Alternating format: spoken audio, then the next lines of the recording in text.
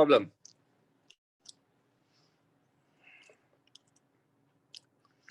You're working from home?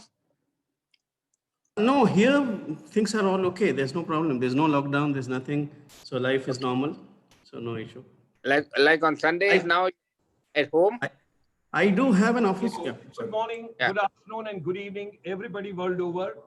Green morning, green afternoon, and green evening, everyone, wherever we are, in the different continents, in the different time zones, in the different countries.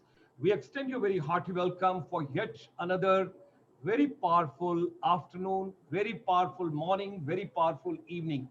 It's a 148th webinar during this lockdown. And ladies and gentlemen, as the doctors, nurses, and paramedical people are trying their level best as a warriors, similar way the educators, the technocrats, the counselors, the vice chancellors, the directors of the various institutions, whether school, colleges, polytechnic, ITIs, they're trying their level best to reach out world over in their own capacity to provide the seamless connectivity and the basic modules to all the students world over. So this evening, we extend you a very warm welcome from the world over.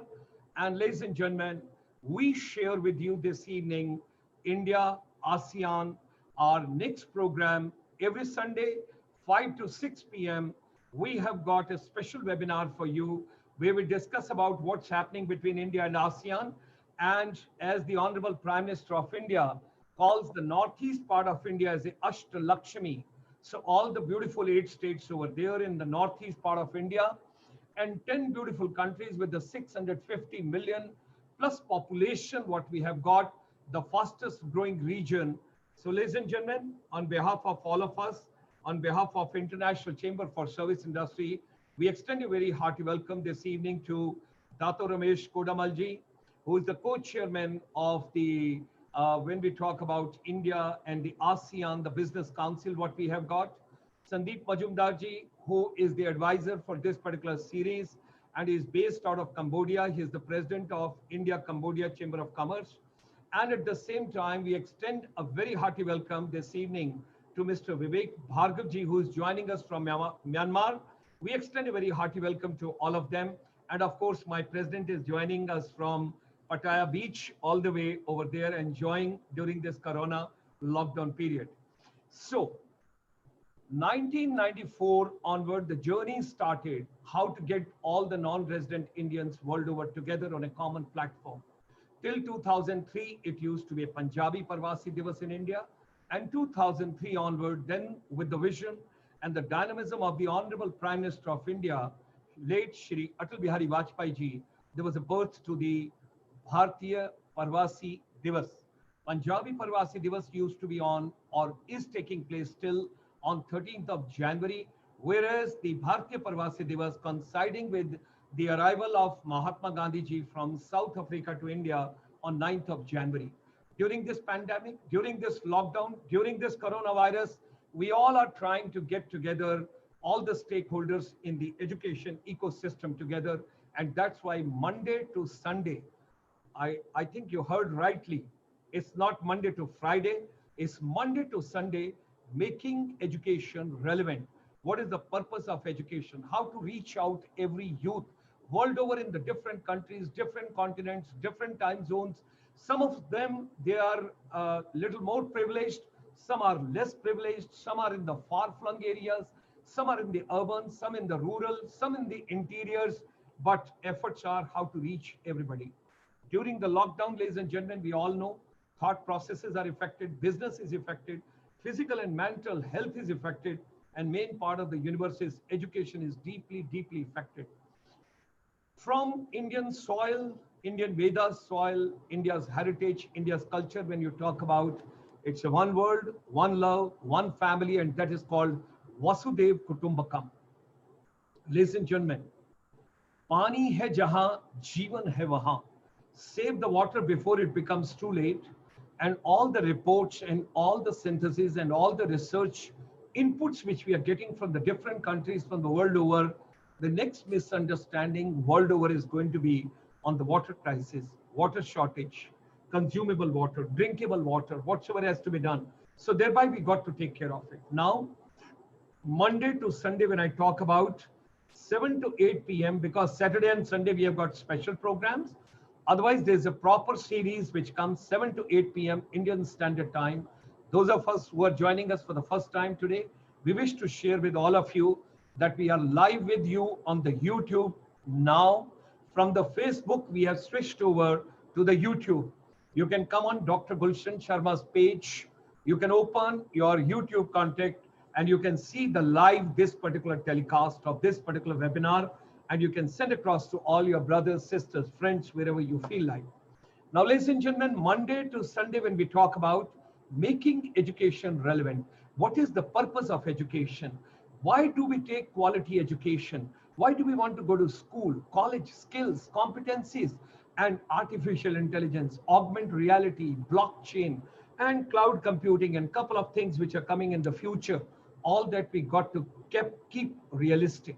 Now, our chamber starts a journey in the morning at 9 o'clock and we go till evening 9 p.m. 9 a.m. to 9 p.m. 12-hour non-stop service.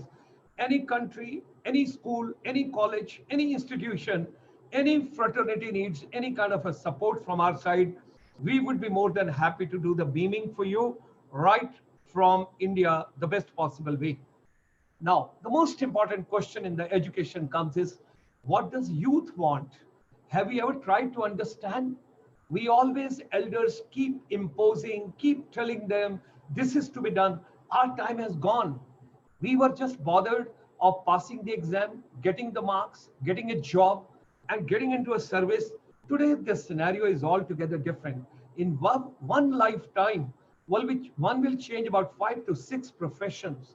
And at the same time, when you talk about skills and competencies, maybe at the different age group, different profiles, different chronology, you've got to pick up some new threads. So 15th of July, which is being celebrated as Skills Day for the youth, on that particular day, we started youth, that is YES program, that is youth empowerment strategies. And the total focus is, what does youth want? These millennials are very, very creative. So Monday to Thursday we have come, now comes the Friday. Friday evening we bring you the confluence of 500 million plus Buddhist following and Buddhism following the entire fraternity from the world over. We get international speakers, and I'm grateful to Venerable Dr. Dhammapiyaji, the Secretary General of the International Buddhist Confederation. And the best part is he's getting maximum speakers from the ASEAN. And that is the way. I mean, so much is coming from ASEAN in this particular program. Ladies and gentlemen, 11th of September, 2 days back, was a historic day if we all recollect and remember, because Swami Vivekananda on 11th of September, 1893, 127 years back, delivered an iconic speech in Chicago. Sisters and brothers of America, the original transcript is also available. You can see it. And in that particular series, we got initially Mataji, and thereafter we got yesterday the registrar. Before that, we got another Swamiji. I'm grateful to Mr. Sudeep Majumdar ji, who is the advisor for our chamber for this particular series, which is coming on Swami Vivekananda's teaching for education and youth empowerment. Whether it's a research or it's innovation or skills or entrepreneurship, startup, MSMEs or employment, what does or what did Swami Vivekananda ji convey in his entire philosophy as for empowering the education system is concerned? And that is to be remembered: arise, awake, and stop not till the goal is achieved and reached. So that was the series yesterday. Then comes Saturday evening. Immediately after Swami Vivekananda's program, we had gone for your good health. And that is basically where we talk about yoga, meditation, naturopathy, nutrition, organic, good living, positive thinking, positive thought process. All the time positivity has to come in over there. That is the kind of thing. So yesterday on the global demand, we had 200,000 people from world over, and particularly the parents, they joined because they wanted to know how to avoid cervical spondylitis when we are watching too much of television, too much of gadgets, and too much of internet, and too much of webinars. And it was very interesting. The other day, Dato Ramesh ji was telling in a very colloquial, very laughter language. He says, Dada, bahut zoom ho raha hai. That means a lot of Zoom webinars are taking place. Ladies and gentlemen, let me move in this particular series. Today is Sunday, 13th of September in the morning. We had wonderful deliberations. There was Kata Upanishad when we talk about the part 3, and that is Vidya se Adhyatam Vidya ki aur. Professor Satyendra Dhiman from the Woodbury University, Burbank, California, Los Angeles. He came the integrated series of Srimad Bhagavad Gita and 10 principal Upanishad. And that was basically what is the relevance of these Vedas in today's education system, whether we are studying management or we are studying engineering or for that matter, any other subject. And immediately after this webinar, what we are holding now, we will be having the next program of the ICSI, and that is micro, small and medium enterprise. Ladies and gentlemen, none other. It is CMD, former CMD, who recently relinquished the charge after finishing his wonderful inning with the Ministry of Commerce and Industry, Government of India, and he has been a part now of the ICSI to take on this particular series.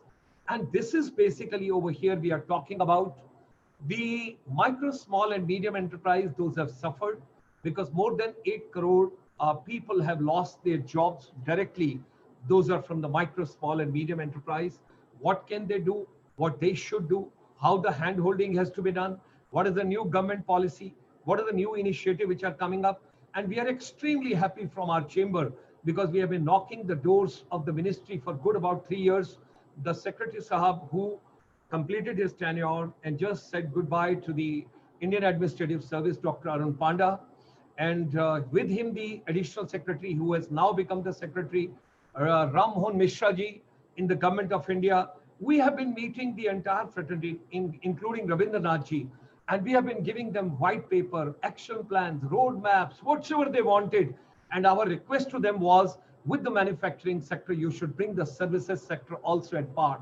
So we are grateful to, the other day, our Finance Minister in India, Nirmala Sitharaman ji, announced that now onward, the micro, small and medium enterprise, when we talk about the manufacturing and services, they are at par and they get the same treatment. It's a great soothing to our chamber. Ladies and gentlemen, during this pandemic, our 149 different countries, our research associates and scholars and the team people, our presidents, our associates, our advisors from the different places, when they have sent across the information and we synthesize that entire information, we wish to share with all of you. The golden triangle is not anymore Delhi, Agra, Jaipur. Under the new norms, when we talk about the survival of the humanity, this pandemic, this coronavirus, when you talk about sustainable development of the world, the B2B term will change now. It is no more business to business. We have to term it as back to basics of life. Your basic food, your basic health, your basic education, all that has to be taken care of. How we have to survive, how we have to work out. This evening, because it's a very special evening, when we talk about India, ASEAN joint collaborations, the Honorable Prime Minister of India is very keen, and he talks and he always conveys that the 8 beautiful states in the northeast part of India, they are the jewels of India and they are the Ashta Lakshmi. Now this particular region is very close to ASEAN. So thereby, always we request our worthy speakers, distinguished guests and our advisors that let us focus on northeast part of India. What best could be done between ASEAN, India, with a focus on northeast with these strong pillars. This is a very important information this evening I wish to share with all of you. Day before yesterday, the External Affairs Minister of India, S. Jaishankar ji, on Saturday, that is yesterday, he co-chaired the ASEAN-India ministerial meeting with the Thailand counterpart, and during which the new ASEAN-India plan of action for the next 5 years was adopted. The 10-Nation Association of Southeast Asian Nations is considered to be one of the most influential groupings in the region, and India and several other countries, including the US, China, Japan, and Australia, are having its dialogue partner. The ASEAN region, along with India together, comprises a combined population of 1.85 billion people, which is 1/4 of the global population, ladies and gentlemen. And their combined GDP has been estimated over 3.8 trillion US dollars. Investment from the ASEAN to the India has been over 70 billion US dollars, and in the last 17 years accounting for more than 17% of India's total foreign direct investment. The meeting was held virtually and saw the participation of the foreign ministers of the 10 ASEAN member states and India, according to the Ministry of External Affairs statement.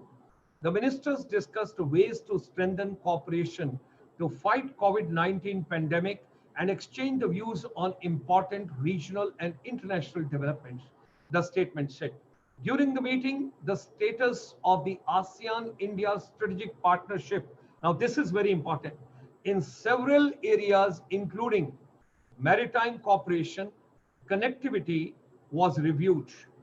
The meeting reviewed the status of the ASEAN-India strategic partnership in several areas including education, capacity building, and people-to-people contact as well. It reviewed the progress in implementation of the ASEAN-India Plan of Action, that is 2016 to 2020, and the new ASEAN-India Plan for 2021 to 2025. It was adopted in the meeting. The meeting also reviewed the preparations for the upcoming 17th ASEAN-India Summit, and also the progress in the implementation of the key discussion of the leaders of the ASEAN member states and India arrived at the 16th ASEAN-India Summit held in the Bangkok earlier in November 2019. That was the previous summit. So this was something very important. I thought people, those are joining this program for the first time, and those are interested to do business with ASEAN from India and vis-a-vis from ASEAN to India, this was something very important. So ladies and gentlemen, the human mind is very, very creative and very innovative. And whatever human mind can conceive and believe it can achieve. Let's come together for making education relevant. It's a global confluence of educators, motivators, technocrats, counselors, wellness experts, corporate, government administrators, and the decision makers from the world over. Those are part of this journey. International Chamber for Service Industry extends you a very warm welcome to be a part of it. Should you wish to send any suggestion or you want to be a panelist, you can write an email to us at innovation@ICSI.Asia. Should you wish to contact us on the WhatsApp, you're more than welcome. Both the numbers are listed here. We are also live on the YouTube. Kindly invite more friends, more and more people. So this evening, ladies and gentlemen, we are privileged. Dato Ramesh Kodammal ji, who is the chairman of the ASEAN India Business Council, Malaysian chapter, and the co-chairman of the ASEAN India Business Council, AIBC. He is currently a council member for the Malaysian Associated Indian Chamber of Commerce and Industry since 2013. He is also the member of the Malaysia National Committee for Pacific Economic Cooperation. Dato Ramesh is the chairman of the Voltex Group of Companies, founded in 1973, specializing in import and export of the garments, textiles, as well as manufacturing of the home furnishings. Dato Ramesh is actively, he promotes the interest of the business community between ASEAN, India, and he has been deeply involved in the visits of the Honorable Prime Minister of India to Malaysia as part of this initiative. He participates in various international forums and seminars representing and has been dynamically involved with the various chambers of commerce, industry, and NGOs. Whenever I talk to Ministry of External Affairs people or whenever I talk to various chambers, he's always there. This evening, our distinguished guest for the first time who is joining us is Mr. Vivek Bhargava from Myanmar. We extend him a very hearty welcome. Mr. Vivek Bhargava is currently the Group Chief People Officer of the Grand Royal Group of Companies in Yangon, Myanmar. Those of us who enjoy the old songs, Yangon was earlier known as Rangoon, and we used to sing a song, Mere Piya Gaye Rangoon, Wahan Se Kiya Hai Telephone, Tumhari Yaad Satati Hai, Jiya Mein Aag Lagati Hai. So all my elders, those are enjoying this music. This is now called Yangon. beautiful place we must visit after the corona we get over. Now, prior to moving Yangon, he was working with Dupont Asia Pacific for 20 years as the HR director. In this role, he has been involved in talent development across the Asia Pacific region. He was deeply involved in the change management and building leaders, as well as equipping them with tools to lead the change. Being a chartered accountant and a company secretary by qualification, he shifted career gears to practice human resources in 1997. Ladies and gentlemen, I always wonder, intelligent people, creative people, dynamic people, innovative people, they are either chartered accountant or they are lawyers. I think these two professions one has to pick up. I think me and Sandeep Majumdar ji, we must take some classes during coronavirus on these two chapters, these two areas. He has been named as the top 100 most influential global HR professionals by the World HRD Congress in February 2017 and again in February 2019. Vivek has worked in all the parts of the world and dealt with people of all nationalities. He is a certified executive coach from International Coaching Federation and is a certified facilitator for Zenger Miller program, 7 Habits of Highly Effective People when we talk about. So I must remind Vivek Bhargava, our immediate past president, has got a book from America called 7 Habits of Highly Fulfilled People. So DISC profiling MBTI. Vivek ji is a visiting faculty to various management institutes and is also on the advisory board of a UK-based business school. We extend a very hearty welcome to Mr. Vivek Bhargava. It's such a pleasure to have him with us. Ladies and gentlemen, here comes my Sutradhar. Here is the Chanakya of this particular program. He is the person who is binding the entire ASEAN together, all of us, Mr. Sandeep Majumdar. He is very, very humble, very dynamic, very creative, and I hold him in great respect because when I visited Cambodia and Phnom Penh with my present president, it was a pleasure and a treat to go with him to various places, and he's doing a commendable work, and I wish him all the best, and let's get more and more people on this platform. He's the chairman and managing director of the Curewell International Company Limited. He's polite and sophisticated. Mr. Sandeep ji has unmatched business sense with a strong conviction in ethics and relationships. Business expansion has a meaning for him only if it is accompanied with the value and betterment for the entire humanity and the people world over. So ladies and gentlemen, with these words, I extend a very hearty welcome, and like media entertainment industry, let me remove the curtains and get the main celebrities and the winners of this evening right at the center of the stage. We extend a very hearty welcome to all of them, and I hand over the stage to Sandeep Majumdar ji to take on the proceedings further from here. Hearty welcome to all of you. Pleasure to have all of you. Thank you, Dr. Gulshan Sharma ji. As usual, I definitely will not forget to appreciate the good work that ICSI is doing. This is the 148th webinar which has been arranged. And I think we have one more after this today. So great work, ICSI team. I would heartily welcome Dato Ramesh Kodammal ji from Malaysia, who is most of the time has been our speakers, has given us very good guidelines of work, which me and Dr. Gulshan will follow up and try to see that these are covered. And as a brief introduction, Dr. Gulshan Sharma ji has given, our today's speaker is himself a motivational speaker.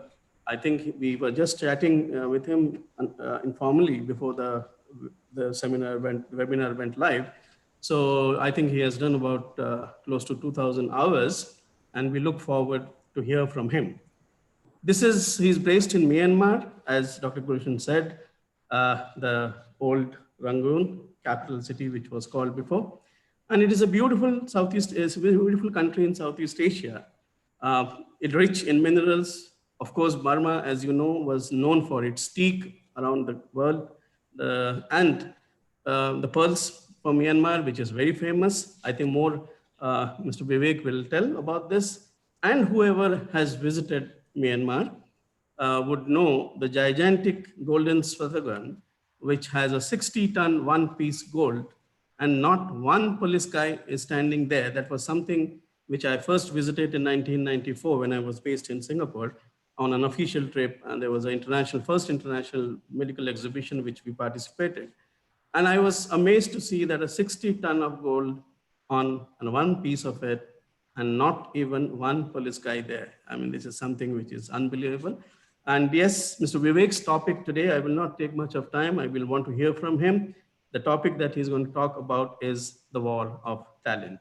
Yes, I remember, I think you have very rightly chosen this word, because I remember those days when I used to visit, early 90s, then Myanmar, and now is a sea change different. I think last 7-8 years, I was sharing an incident with him yesterday, that those days we used to go in these cars, which were Lada cars, 50-year-old Lada cars.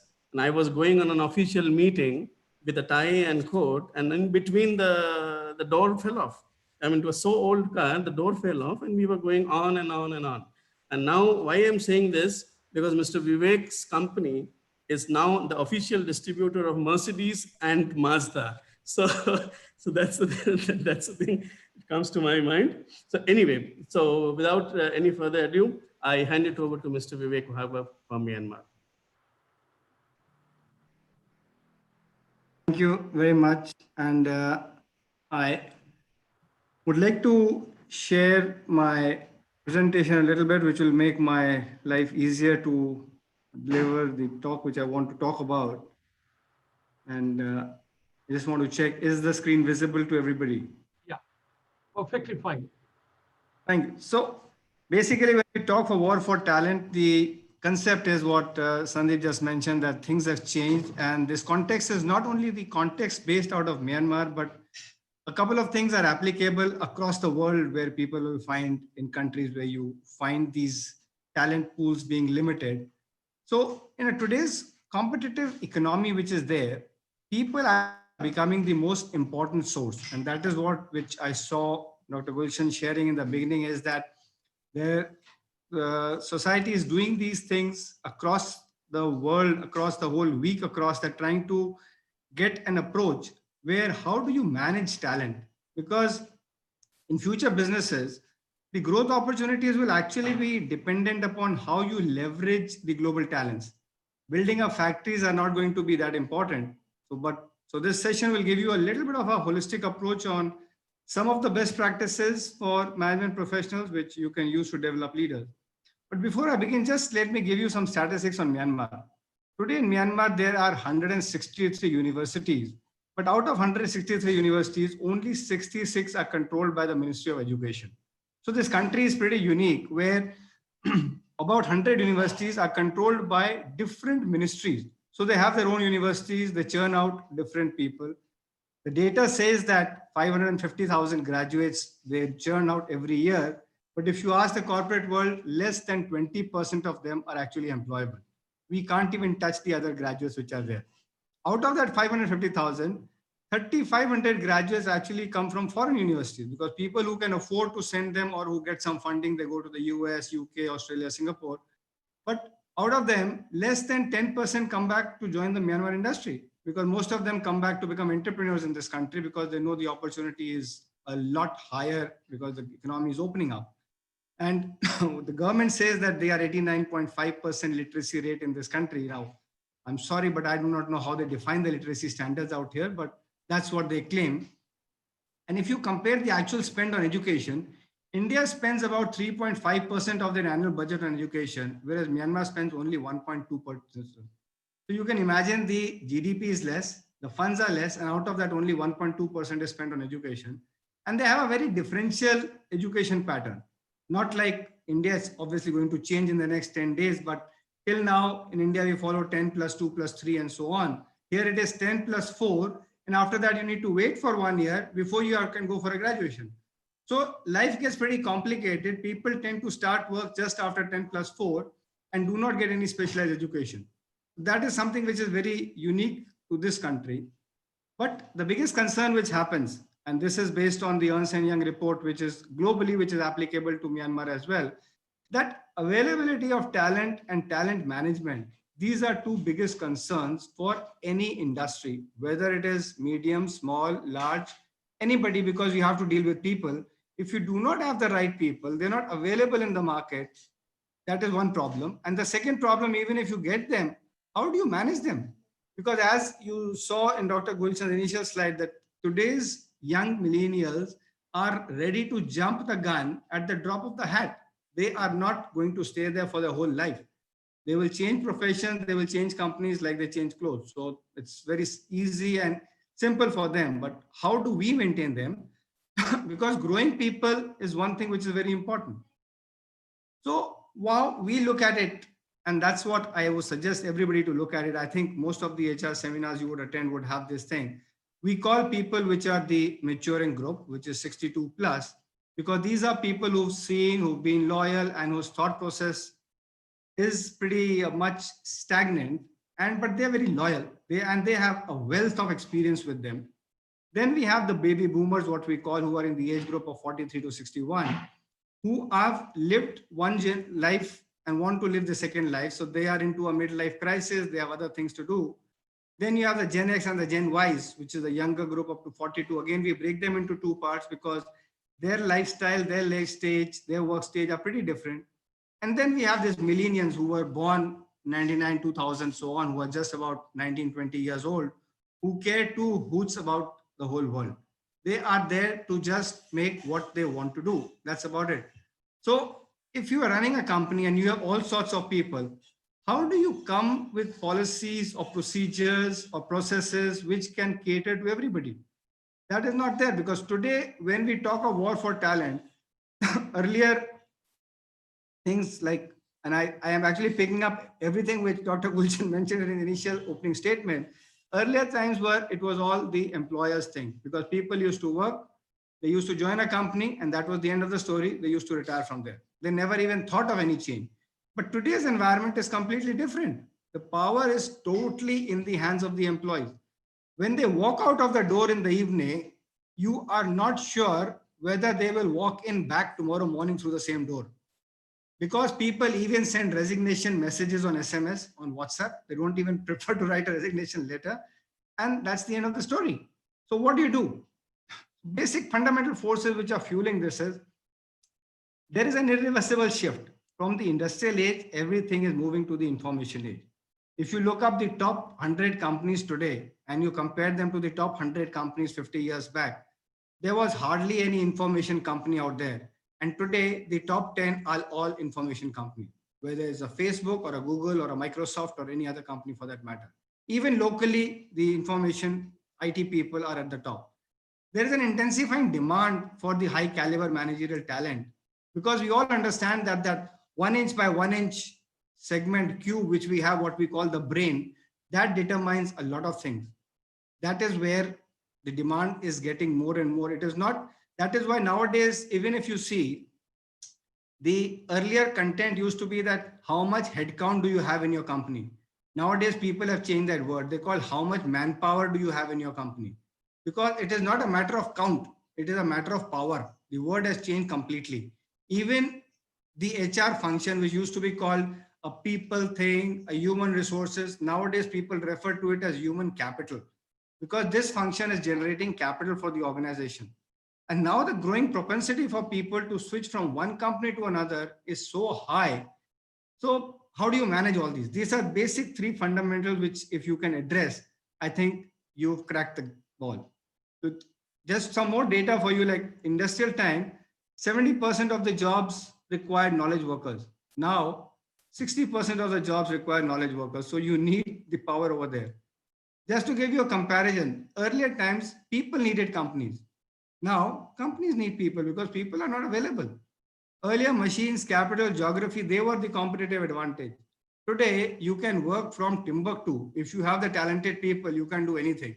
If you remember that movie, Three Idiots, the hero went to Leh Ladakh to set up his lab, and he was the world #1 scientist. So that's what the reality is as of today. Earlier, better talents used to make some difference, but today it is the difference which makes. those people are much in demand. Earlier, jobs were scarce. Today, talented people are scarce. Earlier, people were loyal because they thought that once they got a job, and that is where this concept of, oh, I got a government job, which means like I'm secured for life. Today, people don't bother about which job. It's just that who is giving me. It's basically a mandi, as we call in the Hindi language. People are up for sale. If you can do the right price, you can satisfy them, you've got them. If you cannot, you're gone. Earlier, people used to accept the standard package. That is where the salaries, if you remember in the earlier days, used to be 1,000/40/40/40/2000, which meant every year you got a 40 rupees increment. Nowadays, it doesn't work that way. You are on a 1 lakh package, you move to a 3 lakh package, you move to a 10 lakh package. That's how it works. So coming to how do you retain these good people then if you get them? It's actually a combination of all these things. So you need to have the right leadership, the company and the job and the reward. Many people who I talk to, they always say, oh, I will buy talent. I said, I'm sorry. People are not moving for money. Money is not on their credit, because if you remember basics which some management schools teach about the Maslow's theory, you are initially bothered about your food, clothing, shelter. But this generation, when I talk of the millennials or the Gen X or the Gen Y, they are above that because their family is giving them all their stuff already. So they don't have to bother about that. They are working about, how do you get me on board? What are you doing for my development? What is the career development I have? And are you really doing something extra for me or not? If you're not, I'm sorry, you're lost. You can imagine like a company like ours who's stationed out of Myanmar. We are sending our talented people even to executive business courses in Harvard because that's what they expect. It is expensive, but we have to retain them. We know that if they leave us, we are definitely going to lose a lot. So any company who has to find out that what fits well, how does it work? So those matters, if they don't click, then you lose the people. Basically 5 important points which you can remember on all your 5 fingers. You need to embrace a talent mindset. That are you bringing in people just because you wanted 2 people, so you recruited 2 people. And this is applicable right up to the front line. Salesmen, don't worry about, like people always thought, oh, I'll have a talented sales manager and give him 10 salesmen. That doesn't work. All the 10 salesmen have to have the right talent. So wherever you go, please be on the lookout for that. You have to draft a winning employee proposition. This EVP concept which caught up a lot of steam 5 years back is now holding good for all the economies, that every employee wants to know what is the value in it for me. How do you rebuild your recruiting strategy? Because that is the first point. I ask people many times, if you are buying a $1 million worth of machine, how many man hours are you going to spend in that? How many visits are you going to make to the dealer? How many dealers will you meet? Now, can you imagine $1 million, even if your machine doesn't work, you can throw it on the road. But if you get a right person, he will get you $1 million in 2 months flat. And if he does something goofy, you lose tens of millions of dollars. And how much time are you spending in recruiting him? 15 minutes, 20 minutes, 30 minutes, 1 hour maximum. That is where you are making a decision for your entire future of your company.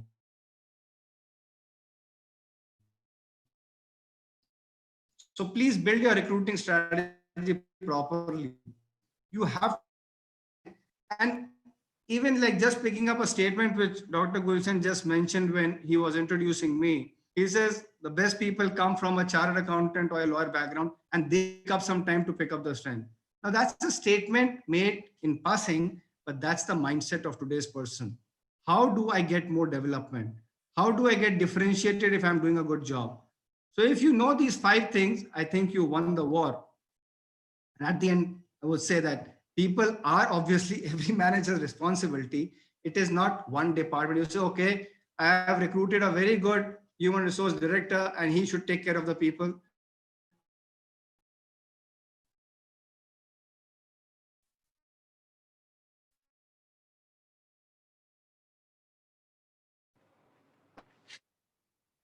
Sorry, friend.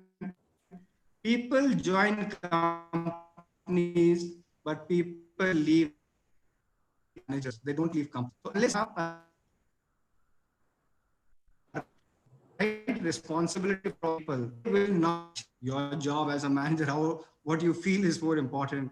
Are they feeling enriched by their career opportunities? Are they uplifted by the company leader? Do they come? Do they give them a pat on the back? Do they take them out for a coffee or a drink or a lunch or a dinner? They have to be assured that the management has got a lot of depth in them and is not just working on the surface level. And they have to be inspired by the sense of its mission. So for many people, actually the most enjoyable part of work is who are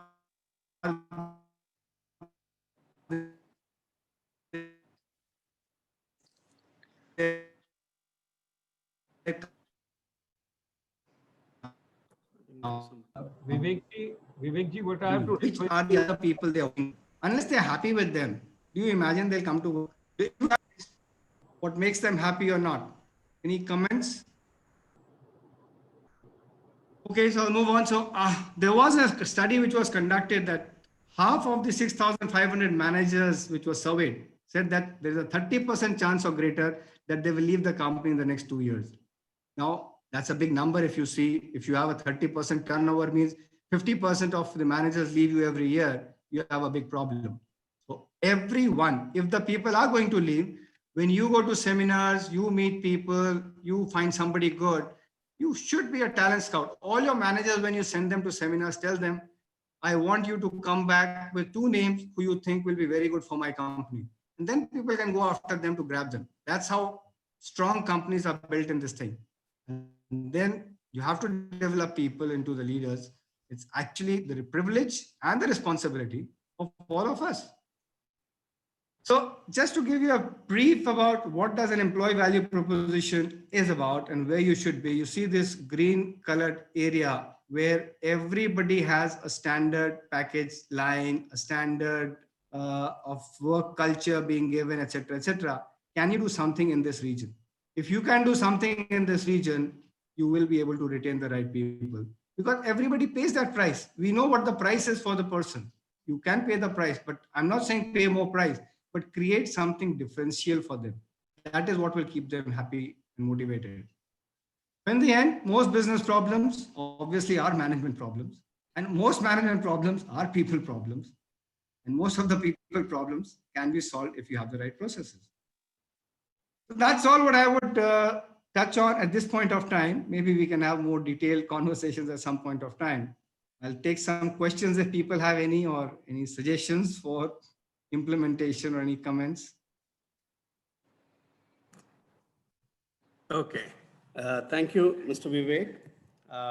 It was quite enlightening, and I think you gave a very clear picture of things that are on the ground working in Myanmar. No wonder that you represent a company which has, Royal itself is unique.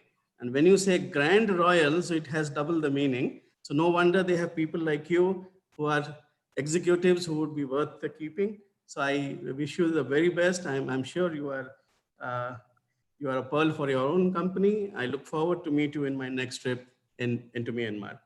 Any questions that viewers will have, may kindly send it to Dr. Gulshan and he'll be passing it on to him. My apologies, Dato Ramesh. I was supposed to call you before, but I was, talking about Myanmar so much, and I flew in the view and went off to Myanmar. I should have come to you first. My apologies. No issue. No issue. Okay, now of course, Dato Ramesh Kodammal ji from Malaysia. I hand it over to you. Thank you, Sandeep. Mr. Gulshan ji, very good evening to all of you. In fact, thank you for calling me later because I enjoyed Vivek's talk just now. Correct. Because what I felt on human capital, we have to have a purpose to educate the young youth to understand that we need the right people at the right place at the right time. Without that, everyone will be starting to move into different direction. And what Mr. Vivek pointed out, and we follow that in our company philosophy too, that the bosses actually must not be seen as bosses. They must also be seen working together with the workforce, which makes them feel that everyone in the company is participating in the activity. So it becomes the Japanese culture. If you go to a Japanese company, you'll see the CEO of the company mixing down at ground level with his workers. And that gives them encouragement. Even my bosses are working together with me to a certain level. That means if there's anything, I can speak to them. I think the human capital, to retain human capital, you must be very magnanimous in your thoughts. So what I have looked into my company, I've looked at the Japanese culture of managing human capital. Japanese manage human capital with lot of care and love. And I think there is one area we can study that. And we have got a lot of Japanese companies too in ASEAN, and they are doing very well. And Vivek has pointed out a number of good things and suggestions, which I have noted. Thank you, Vivek. I think every day we keep on learning to improve ourselves. Thank And you, sir. all those who are on the webinar talk today, I think you must have picked up some wonderful points. When you're going for a meeting, just try to find, if you need some workers in your company, find the best. Talk to people, link with them, and this will help us actually. And now coming back for the day, I personally feel that Mr. Gulshanji has always been emphasizing on education, which is very important. We understand the linkages between ASEAN and India. Education plays a very important role. We would like to see that the level of education can be linked to that sort of level where we can understand the culture in ASEAN and in India to take ourselves forward in the 21st century. Well, having said that, what do we do and how do we do? We must come up with some policy. The government is creating their own policies, but the private sector, what are we doing about it? How do we want to play an important role? Is it that we just want to back the government in their thought, or we want to take an extra hand to move forward to see how we can play an important role? I think that within ASEAN India, we should look at setting up an ASEAN India Education Foundation, which will be worked within ASEAN as well as in India to see if we can get resources to use to help educate certain group of people and entrepreneurs. And while the education platform is there, we must also see that how we can link with people for training in various companies. You know, it's not necessarily always sending off people to work in other countries, but to get them trained from this country. I think training is something which is very important. All of us in our business areas, we need staff, they need to be trained. And I think that India actually has got very good companies which have got very good workforce. If you plant in some workers from ASEAN, they can pick up some good things from that side and come back and also implement in their companies. So education is not only just teaching. Education is taking an effort how to gather these groups to take them forward. I personally feel that there is an opportunity if we could set up this ASEAN India Education Foundation. With this, we can have and explore to see how we can have funds coming in, have a base where we use this funding to really help the needy and the ones who need to be educated. I think there will be a lot of people around ASEAN, entrepreneurs, and even from India who will try to support this cause.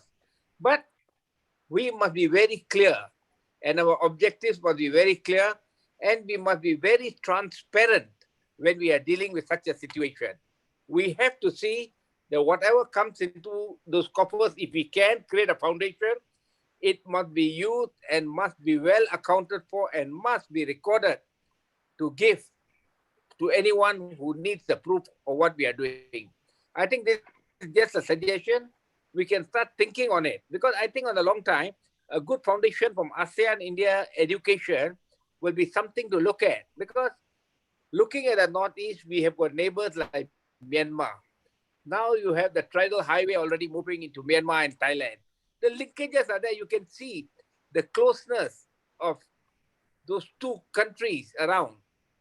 And this is the time we must actually explore. We must explore to see what we can do. Mr. Gulshan has always felt that education is the key to betterment of human life. And this is a fact. If you have that key, which is education, you can open the hearts of millions of people around the world. Because we want everyone to come out of poverty. We won't say that India has got more poverty or ASEAN has got more poverty. It is not the figures of poverty which we look at. What we look at is anyone who needs assistance and help. We must have an agenda to see how the private sector can play a part. The government is already playing a part, but sometimes the government cannot take everything on its own because it does not look at things like how the private sector looks at. So we must come up with a proper working paper, with an idea, draw it out, present it to friends, to connections, and ask the opinion whether we are going to do the right thing. And if we get a group of like-minded people who think that this might work, I think this will be something fantastic for all of us. And there will be an education linkage between ASEAN and India in all different forms. Education is not just going to a university to take up a degree. Education can be in training. Education can be in other areas. Whichever area someone needs assistance, we can open up that area to say, yes, it is available. We can use our resources to find where the strength is to help them. Some people might not be able to have a ticket coming from ASEAN to India might be. So we are already playing a role to help him, assist him to come there. Might be we can get someone to train him free in a company. So I think let's explore and see whether we can really use ourselves, give ourselves an opportunity to help others in a greater way. I think that's the vision, what we are always talking about. And you can see that every day, the Chief Minister of Sikkim, if I'm not mistaken, he has made some remarks just 2 days ago, talking about linkages between ASEAN and the Northeast. So that means every Chief Minister from the Northeast is wanting to see how they can explore and work with ASEAN. So I think we should use all our resources, what we have, to create the linkages, not only for the people, but also for the state governments, where we can tell them, yes, we have got a connection in the Northeast with ASEAN countries. Please explore, open up the doors and move forward. I think that will be a very noble idea. And I think this talk which we are having every week, I think we can come up with new ideas. We can explore. As we talk, we should note down that, okay, we have got these ideas and how are we going to implement them? Like Cambodia is a fantastic place. Actually, if you look at it, Cambodia is virgin, in fact.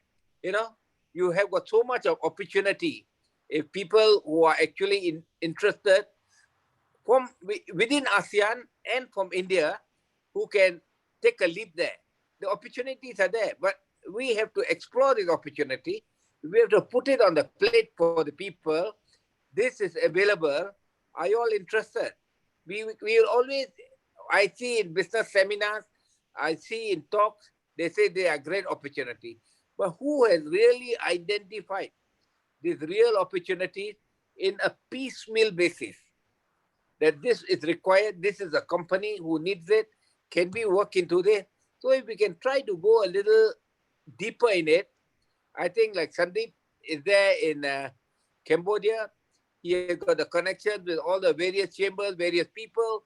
I think we should come up and create our own site where we can pass these opportunities to everyone. And I think these are going to be good ideas if we can work through. ASEAN is definitely a growing market. So is India. There's no doubt about this. We don't have to repeatedly state the numbers, the opportunity. The opportunities are there, the numbers are there.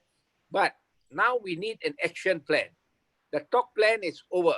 Talk plan, everyone has understood. ASEAN is there, India is there. Now is the action plan. So how do we implement the action plan? We have to work on something constructive. Hopefully by the next week when we come back, we all can think on what we think we should do to really take this agenda forward. I think this is what I have to say for today. And I hope that we can carry on next week to look into the possibilities.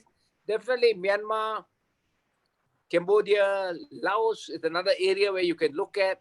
All these are places of opportunity. And the opportunities are so many that it is only people want to know how to go about it. With that, Sandeep, thank you very much for giving me the time to speak today. And Gulshanji, we'll always be with you.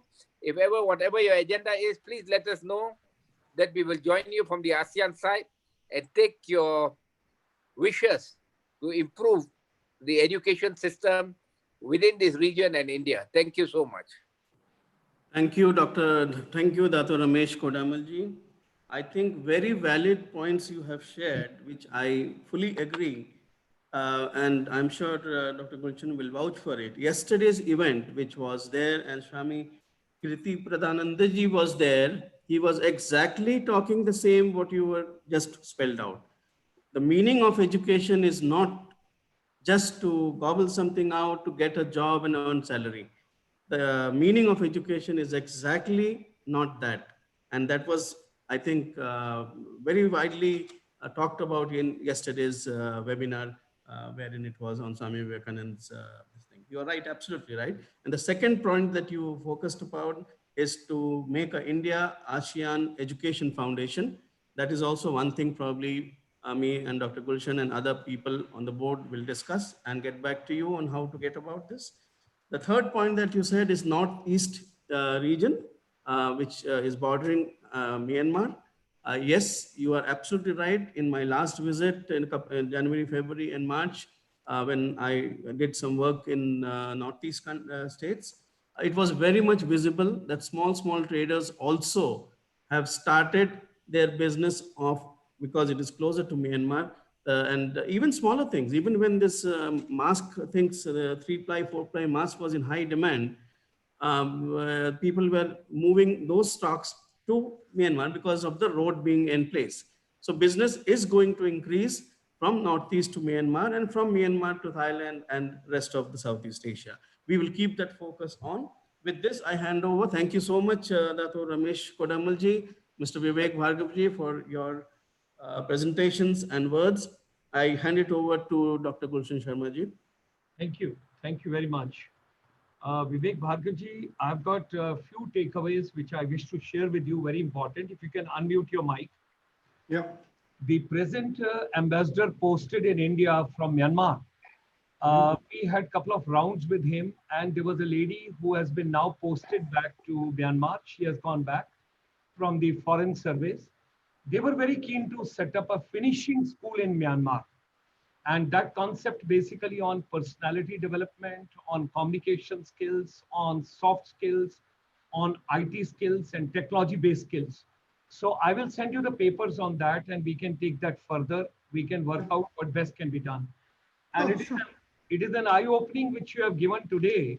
I mean, I'm quite surprised that 163 universities in Myanmar, and out of that you told that 63 universities controlled by the ministry.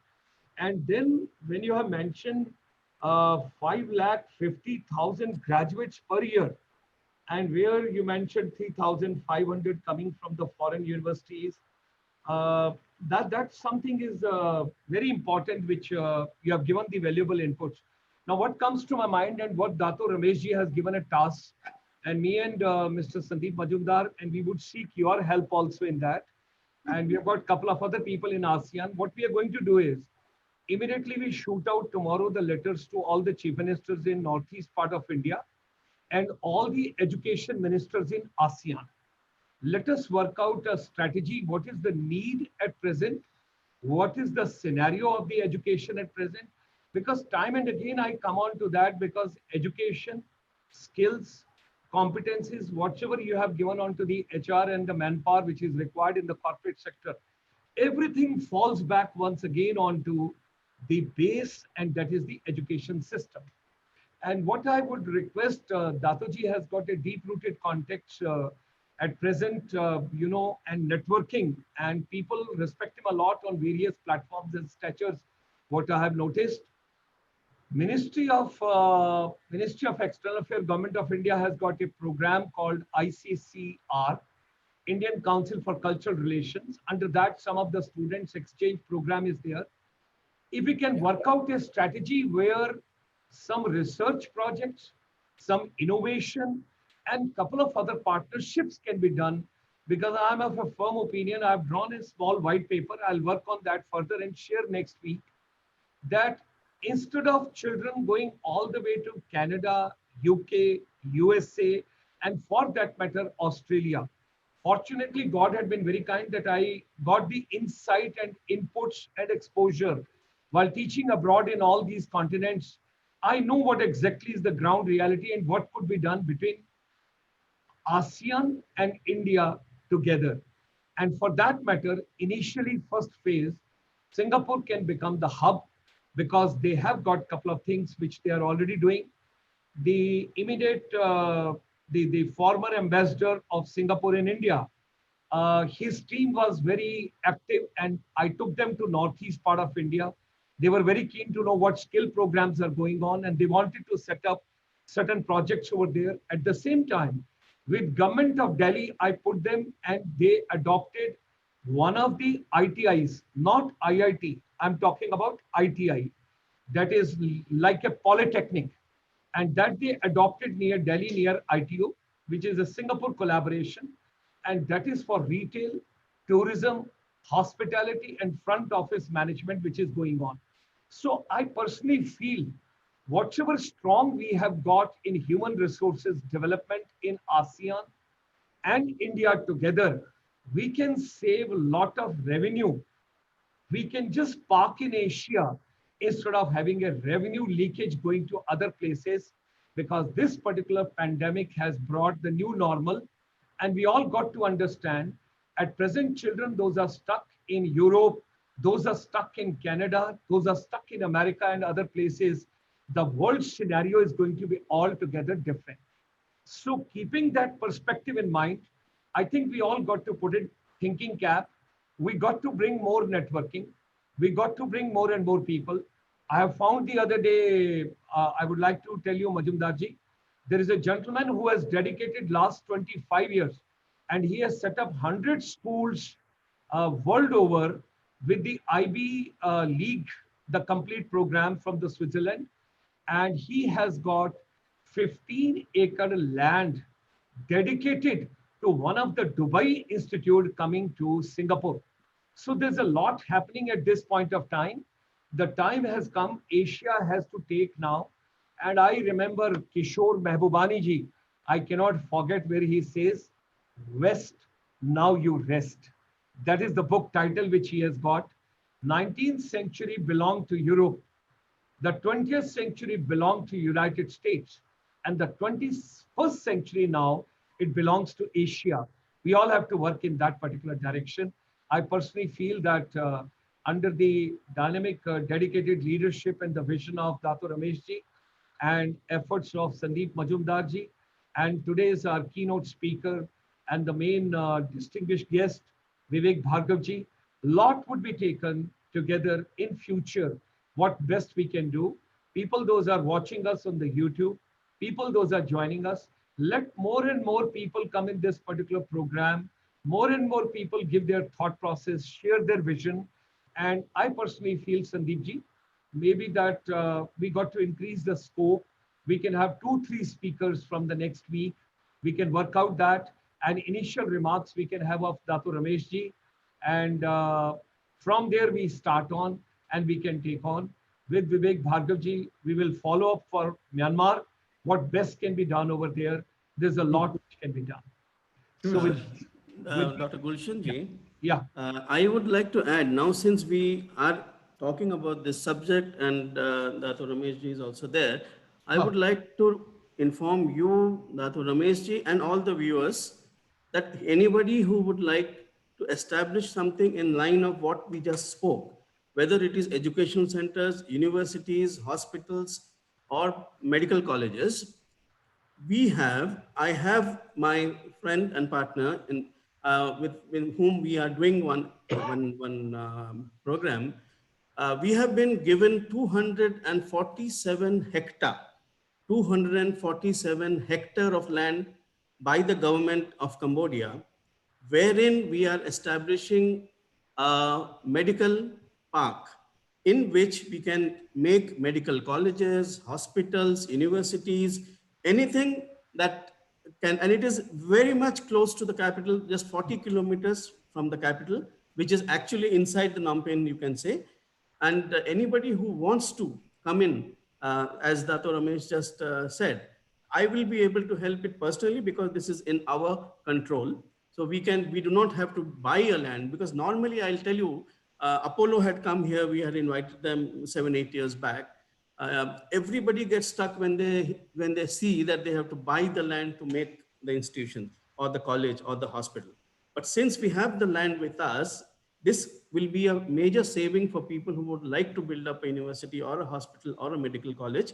We can help them build it on this land, which will be coming to us free. Thank you. Very kind of you. Thanks for your valuable inputs.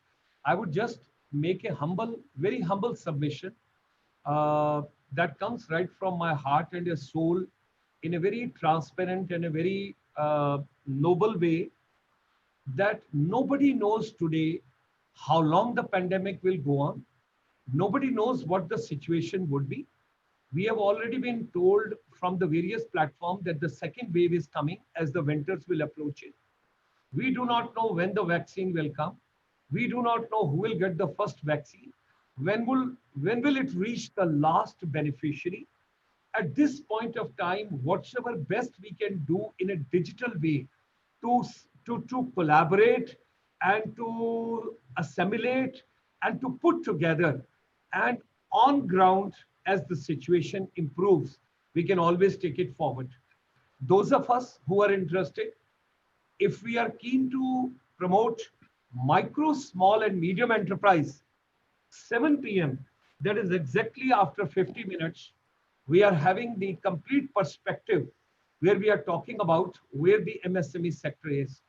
If next week you want, we can work out a strategy. 15 minutes can be kept exclusively in that program for ASEAN also. Because aim is now more and more networking on the digital way, because a lot of micro, small, and medium enterprise people are suffering at this point of time. They are in a very bad shape. Somebody put a question over here, Swadesh Kumarji, in the group, special skills for employees in tourism industry. I fold my hands in a very humble way at the age of 70. I dream tourism, I think tourism, I sleep tourism, I get up tourism, I walk tourism, I talk tourism. My entire life I dedicated to tourism. My master's and PhDs in tourism, hospitality, and aviation sector. Tourism is passing through a very difficult patch at this point of time. Let's not focus on tourism. If you want to focus on tourism, focus on domestic tourism. Focus on your local tourism. Focus on organic tourism. Focus on herbal tourism. But if you think somebody will come from outside, I think we got to take a back seat. Some of my very close friends, they invested huge amount in the restaurant business. And day before yesterday, I got a voucher from them that Dr. Gulshan Sharma, through your network, can you have 2,000 rupees, only 2,000 rupees vouchers being distributed to various people across India? And I'm ready to give 5,000 rupees food items to them, because my entire business has come to standstill. That is the kind of input I'm getting. Hospitality and tourism and airlines, it's passing through a very, very difficult patch. And at least if I give you a correct, realistic perspective, 30% restaurants will not reopen ever after this pandemic gets over. That is the ground reality and the scenario. 8 crore people alone, I know, those are in a very difficult moments of their life. They invested huge money. The travel agents, the tour operator, the tourist transporter, the restaurant, the fast food, Whatever they set up, they're in a very bad shape. So, ladies and gentlemen, we would make a humble request. Do not think about any glamorous world for some more time. Get to the back of basics of life. Start cultivating your own organic vegetables in your residence, and you can cultivate on the rooftop also. मैंने खुद अपनी सब्जियां उगा रहा हूं. 1 महीने की सब्जियां मेरे पास हैं. ऑर्गेनिक खाता हूं. सुबह 3:30 बजे उठता हूं और रात को 9 बजे सोता हूं. अपनी लाइफ भी आपको चेंज करनी पड़ेगी. अपने आप को भी संभालना पड़ेगा. People are having anxiety, depression. और अभी तो जब लॉकडाउन खुलेगा और जब ये बाहर आएगा, and there will be a psychosomatic, psychological depression. You do not know what all people are going to witness. So, at this point of time, let's do the hand holding of each other the best possible way. And as I tell you again and again, because let's re-equip ourselves, reskill ourselves, upskill ourselves, education strategy, whatsoever we can work out between India and ASEAN, and at the same time, skill development also, it will go a long way. With these words, my deep gratitudes and thanks to Dato Ramesh ji. Sir, please, you want to say something? Myself, I'm okay. Thank you, sir. We shall meet again next week, God willing.